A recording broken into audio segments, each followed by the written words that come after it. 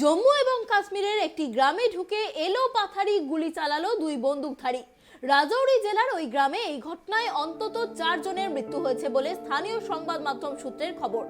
গুলি লেগে অন্তত 8 জন জখম হয়েছেন বলেও জানা গিয়েছে। পুলিশ জানিয়েছে এই ঘটনায় বন্দুকধারীদের খোঁজে তল্লাশি অভিযান শুরু হয়েছে। তবে প্রাথমিক অনুমান ঘটনাটি কোনো সন্ত্রাসবাদী গোষ্ঠীর সদস্যদের কাজ। এই নিয়ে গত 15 দিনে উপত্যকায় সাধারণ নাগরিকদের ওপর হামলার দ্বিতীয় ঘটনা ঘটল এটি। গত 16 ডিসেম্বর রাজৌরিতেই সেনা শিবিরের সামনে গুলি চালিয়ে হত্যা করা হয় দুই নাগরিককে। রবিবারের ঘটনাটি ঘটে সন্ধ্যাবেলায়। রাজৌরির ডাংরি গ্রামের 3টি বাড়িতে হামলা চালানো হয়। অন্তত 2 জন বন্দুকধারী গ্রামে ঢুকে 3টি বাড়ি লক্ষ্য করে এলোপাথারি গুলি চালায়। তাতেই মৃত্যু হয় 3 গ্রামবাসীর। গুরুতর জখম হন অন্তত 8 জন। যদিও জম্মু এবং কাশ্মীরের পুলিশের অতিরিক্ত ডিরেক্টর জেনারেল মুকেশ সিংহ জানিয়েছেন 2 জন নাগরিকের মৃত্যু হয়েছে, জখম হয়েছেন 4 জন।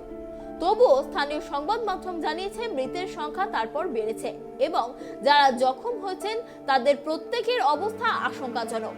স্থানীয় সংবাদ মাধ্যম সূত্রে জানা গিয়েছে আহতদের রাজৌরি মেডিকেল কলেজে ভর্তি করানো হয়েছে, সেখানে তাদের চিকিৎসা শুরু হয়েছে।